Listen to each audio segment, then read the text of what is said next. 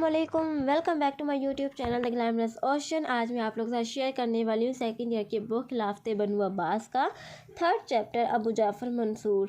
تو جو لوگ میری ویڈیو کو پہلی بار دیکھ رہے ہیں کائنڈلی ان سے ریکویسٹ ہے کہ وہ میرے چینل کو سبسکرائب کر دیں اور بیل آئیکن کو لازمی پریس کریں تاکہ میری ہر آنے والی نیو ویڈیو کو نوٹیفیکیشن ان کو مل جائے۔ تو چلتے ہیں ہم اپنی ویڈیو کی طرف۔ ابو جعفر منصور، اب دیکھتے ہیں کہ ابو جعفر منصور کون تھا اور اس نے کیسے خلافت قائم کی تھی۔ تو ابو جعفر منصور 95 ہجری میں پیدا ہوا۔ اس کی ماں کا نام سلامہ تھا۔ یہ عمر میں اپنے بھائی صفاق سے بڑا تھا۔ جب ابو العباس صفاق کا دور خلافت تھا تب منصور آرمینیا، جزیرہ اور آذربائیجان کا گورنر تھا۔ ابو العباس صفاق نے مرنے سے پہلے منصور کو اپنا جانشین مقرر کیا۔ جب ابو العباس صفاق کی وفات ہوئی تو منصور حج کرنے کے لیے مکہ گیا ہوا تھا۔ جیسے اسے ابو العباس صفاق کی وفات کی خبر ملی تو وہ فوراً کوفہ پہنچا۔ اس کے چچا زاد بھائی عیسیٰ بن موسیٰ نے اس کی خلافت کا اعلان کر دیا۔ اس نے کوفہ میں نماز جمعہ پڑھائی اور اپنے خلافت کا پہلا خطبہ دیا۔ خلافت عباسیہ کی بنیاد رکھنے والا شخص ابو العباس صفاق تھا، لیکن خلافت عباسیہ کی بنیادوں کو مضبوط بنانے اور 5 سال تک قائم رکھنے میں ابو جعفر منصور کا ہاتھ تھا۔ اسی وجہ سے یہ خلافت عباسیہ کا حقیقی بانی سمجھا جاتا ہے۔ ابو جعفر منصور کو اپنی خلافت میں بہت سی مشکلات کا سامنا کرنا پڑا۔ اس نے ہر مشکل کا بہادری اور صبر سے مظاہرہ کرتے ہوئے ڈٹ کر مقابلہ کیا۔ منصور عقل مند اور سمجھدار خلیفہ تھا۔ اس نے خلافت میں حوصلہ اور شجاعت کے ساتھ فریب و دھوکے سے بھی کام لیا۔ جہاں منصور کو لگتا تھا کہ سیدھے طریقے سے بات نہیں بن رہی، وہاں وہ دھوکے کا حربہ استعمال کرتا اور اگر تب بھی بات نہ بنتی تو وہ اپنے حریفوں کو شکست دینے کے لیے ان کو قتل کروا دیتا۔ اب دیکھتے ہیں کہ ابو مسلم کون تھا اور اس نے کیا کیا خدمات انجام دی تھی ابو جعفر منصور کے لیے، اور کیا ابو جعفر منصور نے اس کی خدمات کی قدر کی کہ نہیں کی۔ خلافت عباسیہ کو قائم کرنے میں ابو مسلم کا بڑا ہاتھ تھا۔ اس نے بہت اہم کردار ادا کیا۔ خراسان میں لوگ اسے شان و شوکت اور پسندیدگی کی نظر سے دیکھتے تھے، جس کی وجہ سے منصور خوفزدہ ہو گیا اور اسے اپنے خلافت کے لیے خطرناک سمجھنے لگا۔ جب لوگوں نے ابو مسلم کو زیادہ اہمیت دینا شروع کر دی تو منصور کے اندر غرور پیدا ہو گیا۔ اس نے سوچا کہ عباسی سلطنت میں نے قائم کی ہے، میں اس کا خلیفہ ہوں۔ اس نے ابو العباس صفاق سے مشورہ کیا کہ ابو مسلم کو قتل کروا دینا چاہیے، لیکن ابو العباس صفاق نے اس کی بات نہ مانی۔ ایک دفعہ ابو العباس صفاق کے پاس حاضر ہوا اور اسے سلام کیا، لیکن منصور بیٹھا ہوا تھا، لیکن اس نے منصور کو سلام نہیں کیا۔ اس نے منصور کو کوئی اہمیت نہیں دی۔ اسی طرح ایک دن منصور اور ابو مسلم حج کے لیے گئے ہوئے تھے۔ منصور امیر حج تھا اور ابو مسلم اپنی شان و شوکت کی وجہ سے لوگوں کی توجہ حاصل کرتا رہا، لیکن منصور کو اس نے کوئی اہمیت نہ دی۔ حج سے واپسی پر بھی ابو مسلم کی سواری منصور کے آگے آگے چلتی رہی۔ ابو مسلم کے اس رویے سے منصور کو اپنی ذات کا احساس ہوا۔ جب منصور خلیفہ بنا تو ابو مسلم نے اسے کوئی مبارکباد نہ دی۔ منصور کے دل میں ابو مسلم کے لیے نفرت دن بدن بڑھتی چلی گئی۔ منصور نے ابو مسلم کو قتل کرنے کا ارادہ کر لیا، لیکن خراسان میں اس کا بہت اثر و رسوخ تھا۔ خراسان میں اسے بہت زیادہ لوگ اہمیت دیتے تھے، جس کی وجہ سے وہ اسے قتل نہیں کر سکتا تھا۔ اس نے ایک منصوبہ بنایا کہ ابو مسلم کو شام اور مصر کا والی بنایا جائے، لیکن اس نے منصور کی اس پیشکش کو ٹھکرا دیا۔ اس کے بعد منصور نے ابو مسلم کو خط لکھ کر بلایا، لیکن ابو مسلم نے آنے سے انکار کر دیا۔ خط کا جواب لکھا کہ امیر المومنین، آپ کا تب تک کوئی دشمن نہیں ہوگا جب تک آپ کسی کے دشمن نہ ہو جائیں۔ میں آپ کا تب تک وفادار بن کر رہوں گا جب تک آپ میرے وفادار بن کر رہیں گے۔ جواب کے بعد منصور نے سمجھداری سے کام لے کر ابو مسلم کو خط لکھے اور اپنے امراء کو بھیجا کہ ابو مسلم کو پکڑ کر اس کے پاس لے آئیں۔ منصور نے ابو مسلم کے نائب کو حکومت کرنے کا اجازت نامہ بھیج دیا اور وہ ابو مسلم کے خلاف ہو گیا اور اسے خلیفہ کے دربار میں جانے پر مجبور کر دیا۔ جب وہ منصور کے دربار میں حاضر ہوا تو منصور اس کے ساتھ اچھے سے پیش آیا اور ابو مسلم کا دل اس سے صاف ہو گیا اور وہ اس کے دربار میں आने जाने लगा। उसने अपने आदमियों को कह कर रखा था कि जब अबू मुस्लिम खलवत में दाखिल हो तो उसे कत्ल कर देना। अबू मुस्लिम और मंसूर में पहले तो इधर उधर की बातें होती रहीं। उसके बाद मंसूर ने अबू मुस्लिम से सख्त लहजे में बात करना शुरू कर दी और कहा कि मैं खलीफा हूँ, लेकिन तुम खतूत में अपना नाम पहले लिखते हो, मेरे हुक्म की खिलाफ वर्जी करते हो। मक्का के सफ़र में भी तुम मुझसे आगे आगे रहे, तुम हद से आगे बढ़ते गए, लेकिन मैंने सब्र का मुजाहिरा किया। इस पर अबू मुस्लिम ने जवाब दिया कि सब इल्ज़ामों का ज़िम्मेदार मुझे ठहराना मुनासिब नहीं। सब जानते हैं कि मैंने तुम्हारे लिए कितनी खिदमतें अंजाम दी हैं। तुम्हारे लिए मैंने 6 लाख आदमियों का खून किया था, लेकिन मंसूर ने उसके एहसान और खिदमत की कोई परवाह ना की और अपने आदमियों के हाथों अबू मुस्लिम को कत्ल करवा दिया। इसने अबू मुस्लिम के सर को सोने के टुकड़ों में फेंकवा दिया और लाश के टुकड़े टुकड़े करवा दिए और दरिया दजला में फेंक दिए। तो इससे ये साबित होता है कि अबू मुस्लिम खरसानी एक अच्छा इंसान था। उसने अबू जाफ़र मंसूर के लिए बहुत खिदमत अंजाम दी थी, लेकिन मंसूर के अंदर इतना गुरूर और तकब्बुर भर गया था कि वो अपने सामने किसी को बर्दाश्त नहीं कर सकता था। तो उसने अबू मुस्लिम खरसानी के तमाम खिदमत को जो है वो मिट्टी तले रोन दिया और जो है वो उसको कत्ल करवा दिया अपने आदमियों के हाथों। वरना अबू मुस्लिम खरसानी वो आदमी था जिसने सिर्फ़ और सिर्फ अब मंसूर के लिए 6 आदमियों का कत्ल कर दिया था। अब देखते हैं कि अबू जाफ़र मंसूर के दौर में कौन कौन सी बगावतें हुई थी, किस किस ने बगावतें की थी और किसकी बगावत को किसने ख़त्म किया था। तो पहला शख्स जिसने बगावत की थी वो था अब्दुल्ला बिन अली। अब्दुल्ला बिन अली वो बंदा था जिसने मरवान शानी को शिकस्त देकर अब्बासी खिलाफत में अहम किरदार अदा किया। इसने मंसूर की बैत से इनकार कर दिया था और अपनी खिलाफत का ऐलान कर दिया था और लोगों के सामने ये मशहूर कर दिया कि सुफाक ने मुझसे वादा किया था कि अगर मैंने मरवान सानी को शिकस्त दे दी तो वो मुझे अपना जानशीन मुकर्रर करेगा। चंद लोगों ने उसकी हक में गवाही दे दी और बैत कर ली। मंसूर को जब इसकी बगावत और ऐलान खिलाफत की खबर मिली तो उसने इसकी बगावत को ख़त्म करने के लिए अबू मुस्लिम खरसानी को भेजा। अबू मुस्लिम ने इसे शिकस्त दे दी। बाद में मंसूर ने इसे माफ़ कर दिया था और नमक से बने हुए घर में उसे गिरफ़्तार कर लिया और पानी खोल लिया। वो पानी में डूबकर मर गया। इसके बाद जो है दूसरे नंबर पर बगावत हुई थी, वो सुम्बाद ने बगावत की थी। सुम्बाद नामी एक शख्स था, उसने बगावत की थी। खरासान में रहने वाला ये एक शख्स था सुम्बाद, उसने बगावत की थी। मंसूर ने इसकी बगावत को ख़त्म करने के लिए जमूर बिन मुराद अजली को भेजा। उसने सुम्बाद को शिकस्त दी और जब वो तिब्रिस्तान की तरफ भागा तो अपने ही आदमियों के हाथों मारा गया। इसके बाद जो तीसरे नंबर पे जिस शख्स ने बगावत की थी वो जमूर बिन मुराद अजली था। इसने जो है वो सुम्बाद के माल पर कब्ज़ा कर लिया था। मंसूर को जब इसकी बगावत का इल्म हुआ तो इसकी बगावत को ख़त्म करने के लिए मंसूर ने मोहम्मद बिन अशस को भेजा। इसने जमूर को शिकस्त दे दी। बाद में उसके साथियों ने उसका सर काट कर मंसूर के दरबार में पेश कर दिया। इसके बाद जो चौथी बगावत हुई थी वो फ़िरक़ा रावंदिया की बगावत थी। ये वो लोग थे जो अजीब व गरीब अक़ाइद रखते थे। एक दिन इन्होंने मंसूर के महल के तवाफ़ लगाए और लोगों से कहने लगे कि यह हमारे परवरदिगार का महल है।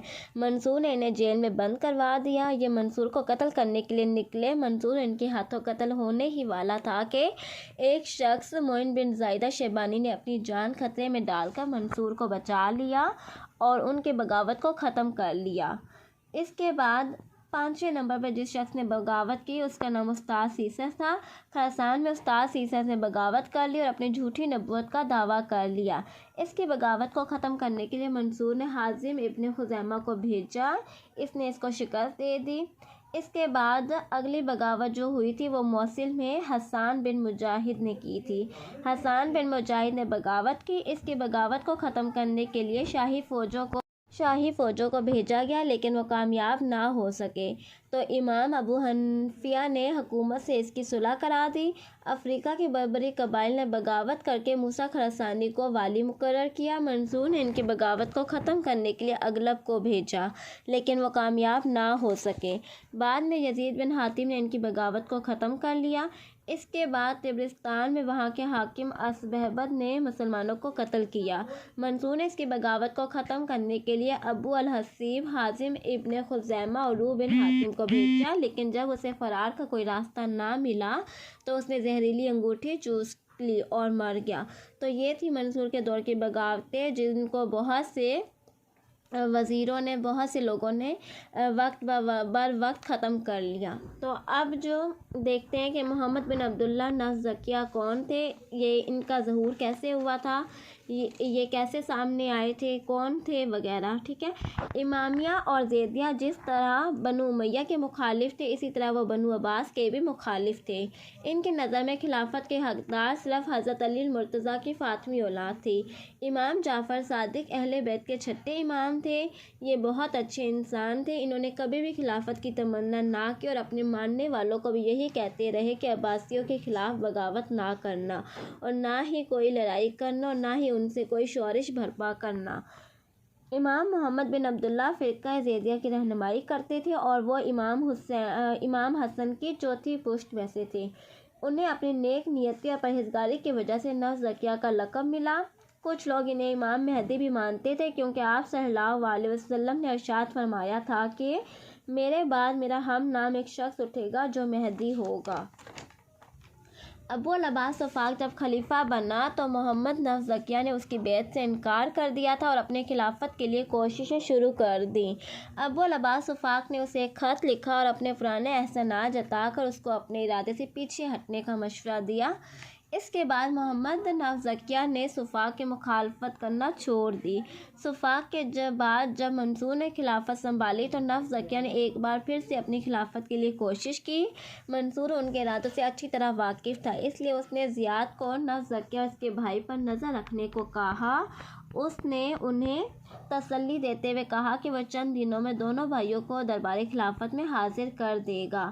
منصور بہت شکی مزاج تھا، اس لیے عباسی حکومت میں کسی بھی قسم کی مخالفت برداشت نہیں کر سکتا تھا۔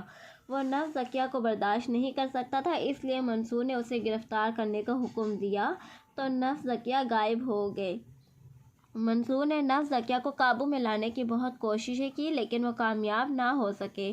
اس نے زیاد کو معزول کر کے محمد بن خالد کو حاکم مقرر کیا اور ہدایات دی کہ نفس زکیہ اور اس کے بھائی ابراہیم کا پتہ لگائے۔ جب ان کا پتہ نہ لگا سکا تو اس نے ربا کو حاکم مقرر کیا۔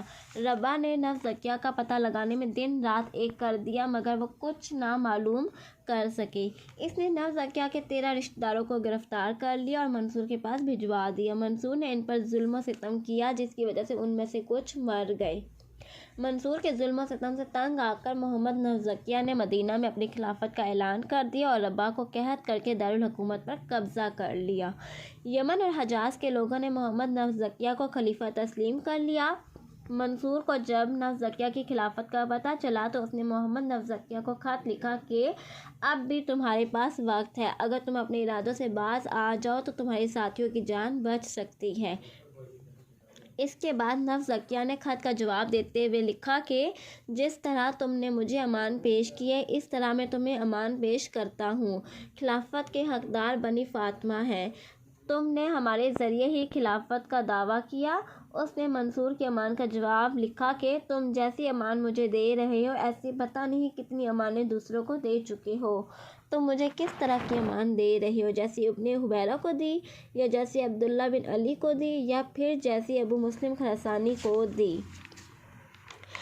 اس کے بعد جب نفس زکیہ نے منصور کی بات نہ مانی تو اس نے ان کے خلاف سزا دینے کا فیصلہ کیا۔ اس نے خراسان اور کوفہ کے راستوں کی ناکہ بندی کی تاکہ خبریں وہاں تک نہ پہنچیں۔ منصور نے ان کی گوشمالی کے لیے عیسیٰ بن موسیٰ کو بھیجا اور انہیں ہدایت دی کہ جو شخص عباسی حکومت قبول کر لے اس کا نام مجھے لکھ دینا، اور جو قبول نہ کرے اس کا مال اپنے قبضے میں کر لینا۔ نفس زکیہ کو جب معلوم ہوا تو انہوں نے خندق صاف کرائی اور مدینے میں ٹھہرے رہے۔ آغاز جنگ سے پہلے عیسیٰ نے نفس زکیہ کو عباسی خلافت قبول کرنے کا پیغام بھیجا لیکن انہوں نے انکار کر دیا۔ اس کے جواب میں نفس زکیہ نے لکھا، میں تمہیں اللہ کی کتاب اور رسول اللہ کی سنت پر عمل کرنے کی دعوت دیتا ہوں اور اس کے بدلے سے ڈراتا ہوں۔ خدا کی قسم، میں اس وقت تک اپنے دعوے سے پیچھے نہیں ہٹوں گا جب تک میں اللہ تعالیٰ کی راہ میں شہید نہ ہو جاؤں۔ جنگ سے پہلے نفس زکیہ نے اعلان کیا کہ جو شخص میرا ساتھ چھوڑ کر جانا چاہتا ہے وہ جا سکتا ہے۔ اعلان کے بعد بہت سے لوگ ان کا ساتھ چھوڑ کر چلے گئے جنہیں عیسیٰ نے لالچ اور انعام دیے تھے۔ اس کے بعد آپ اپنی فوج کو لے کر جنگ کے لیے نکلے۔ دونوں لشکر آمنے سامنے ہوئے تو عیسیٰ کی طرف سے ایک سپاہی آگے بڑھا اور جنگ شروع کی۔ اس کے مقابلے کے لیے نفس زکیہ نے عثمان الفاروقی کو بھیجا جس نے اس کا کام تمام کر دیا۔ اس کے بعد حالات ان کے مطابق نہ رہے اور ان کے بہت سے ساتھی ان کا ساتھ چھوڑ کر چلے گئے۔ دوسرے دن جب جنگ ہوئی تو آپ 313 ساتھیوں کے ساتھ نکلے۔ نفس زکیہ بہت بہادری سے عباسیوں کے ساتھ لڑے اور انہیں نقصان پہنچایا۔ وہ ان کا مقابلہ کرتے کرتے شہید ہو گئے۔ عیسیٰ نے ان کا سر کاٹ کر دربار خلافت میں منصور کے پاس بھجوا دیا۔ ان کے ساتھیوں کو سولی پر لٹکا دیا۔ اس کے بعد محمد نفس زکیہ کے بعد منصور کو اس کے بھائی ابراہیم سے خطرہ تھا۔ اب دیکھتے ہیں کہ ابراہیم کا قتل کیسے ہوا تھا۔ ان کا جو بھائی تھا محمد بن عبداللہ، نفس زکیہ کے جو بھائی تھے ابراہیم بن عبداللہ، ان کے ساتھ بھی جو ہے ان کی جنگ ہوئی تھی اور اس میں شکست کس کو ہوئی تھی، ان کا قتل کیسے ہوا تھا، ان کی شہادت کیسے ہوئی تھی، تو وہ سب ہم دیکھتے ہیں۔ محمد نفس زکیہ کا جب قتل ہوا تو منصور کو اس کے بھائی ابراہیم سے بھی بہت زیادہ خطرہ تھا۔ اس نے ابراہیم کو راستے سے ہٹانے کے لیے 15,000 فوج کا اہتمام کیا۔ ابراہیم بن عبداللہ کو جب اپنے بھائی کی شہادت کی خبر ملی تو 1,00,000 سے زیادہ فوج کا اہتمام کیا اور کوفہ پر حملہ کرنے کے لیے نکلا۔ دونوں لشکروں میں جنگ ہوئی۔ فوج نے چھپ کر ابراہیم پر حملہ کیا تو ان کی فوج پریشان ہو گئی اور بھاگنے لگی۔ عیسیٰ کی طرف سے تیروں کی برسات ہوتی رہی اور ایک تیر ابراہیم بن عبداللہ کے گلے میں لگا اور وہ شہید ہو گئے۔ ان کا سر کاٹ کر دربار خلافت میں بھیجا گیا۔ تو اس طرح سے ابراہیم بن عبداللہ کی بھی شہادت ہوئی اور محمد نفس زکیہ کی شہادت اور ابراہیم بن عبداللہ کی شہادت، دونوں بھائیوں کا خاتمہ ہو گیا اور عباسیوں کے لیے جو ہے وہ ابو جعفر منصور کے خطرے تمام ختم ہو گئے۔ اب دیکھتے ہیں کہ ان کی فتوحات کیا تھی، انہوں نے کون کون سے علاقے فتح کیے تھے۔ منصور نے بغاوت کو مقابلہ کرنے کے ساتھ ساتھ فتوحات کا سلسلہ بھی جاری رکھا۔ اس کے ایک سردار عمر بن علا نے کوہستان، طبرستان اور دماوند کے علاقوں کو فتح کیا۔ سندھ کی فتوحات میں بھی اضافہ ہوا۔ اس کے بعد ملتیا پر قبضہ ہو گیا۔ منصور نے اپنے چچا صالح اور اپنے بھائی عباس کو رومیوں کے خاتمے کے لیے بھیجا۔ ان دونوں نے رومیوں کو شکست دے دی اور ملتیا کو دوبارہ سے تعمیر کروایا۔ کہا جاتا ہے کہ اس معرکے میں صالح کی 2 بہنوں ام عیسیٰ اور لبانہ نے بھی حصہ لیا تھا، کیونکہ انہوں نے منت مانگی تھی کہ اگر بنو امیہ کی حکومت ختم ہو گئی تو وہ اللہ تعالیٰ کی راہ میں جہاد کریں گی۔ اس کے بعد طبرستان کو فتح کرنے کے لیے منصور نے مہدی کو بھیجا۔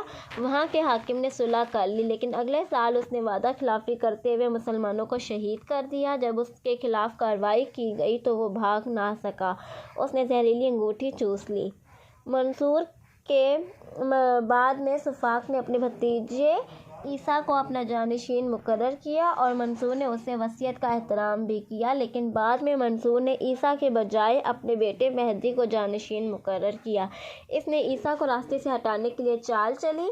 اس نے عبداللہ کو گرفتار کر کے عیسیٰ کو حکم دیا کہ اسے قتل کر دو، لیکن عیسیٰ نے اپنے ساتھیوں کے مشورے کے مطابق اسے قتل نہ کیا۔ کچھ دنوں بعد منصور نے عیسیٰ سے کہا کہ میں نے عبداللہ کو معاف کر دیا، اسے میرے سامنے لاؤ۔ عیسیٰ نے کہا، آپ نے مجھے اسے قتل کرنے کا کہا تھا، میں نے اسے قتل کر دیا۔ اس پر منصور نے کہا کہ میں نے تمہیں اس کو قتل کرنے کے لیے نہیں کہا تھا۔ اس کے بعد منصور نے اپنے آدمیوں کو عیسیٰ کو مارنے کا حکم دیا۔